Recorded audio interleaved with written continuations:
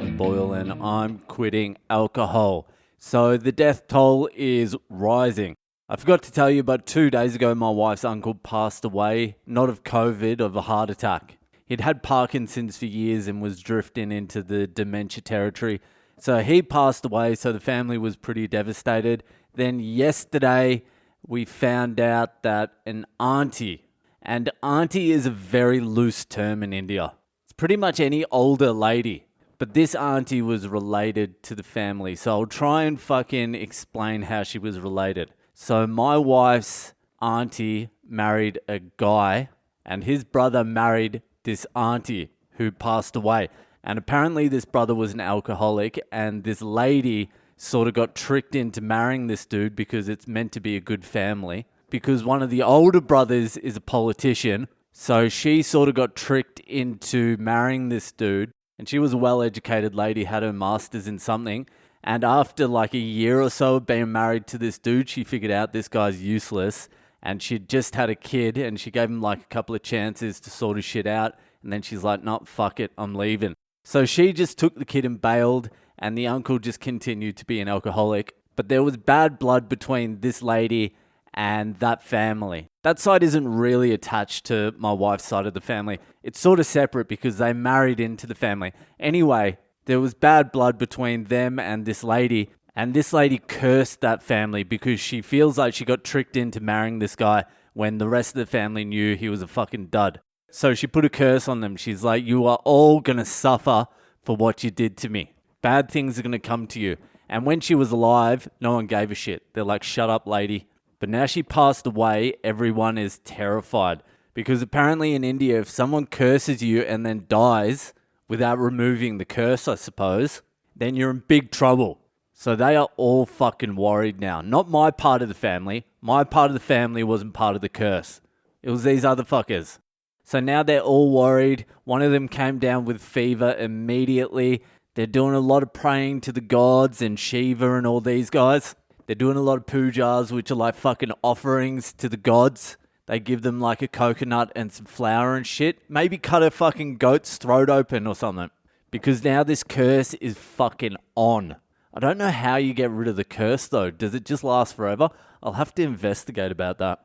As silly as this whole curse thing sounds, I would not like to have been cursed by someone who just passed away. I don't need that shit hanging over my head. Some fucking ghost trying to trip me up all the time? Fuck that. I have enough trouble curse-free. And I'm already superstitious as fuck.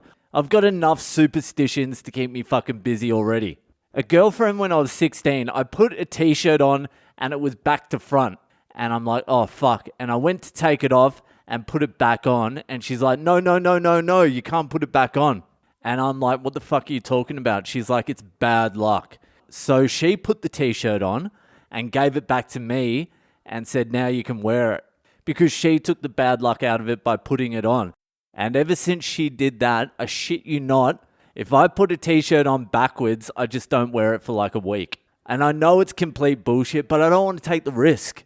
And believe it or not, I put my t-shirt on backwards about 3 or 4 times a week and have done so for over 20 years. So this is a superstition that has fucking cost me. And that's not even a big superstition for me. That's like one of about 10. That's like my least worried about one. So I really wouldn't need the curse of a dead person hanging over my head. I need to find out how you unlock this curse. I'll find out and tell you tomorrow. So yeah, that lady passed away. My wife's uncle passed away. And then there's just been a spate of COVID-19 deaths as well. There's been like maybe 6 or 7 more COVID-19 deaths of people we directly know. Well, not me. People my wife know, my father-in-law, my mother-in-law know. But it's starting to get up there. There's about 12 COVID-19 deaths. There was the heart attack.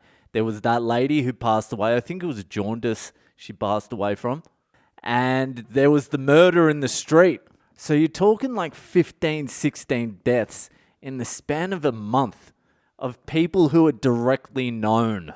That seems abnormally high, doesn't it? Even if you took all the COVID-19 deaths away, you'd be like, fuck, there's been a lot of death.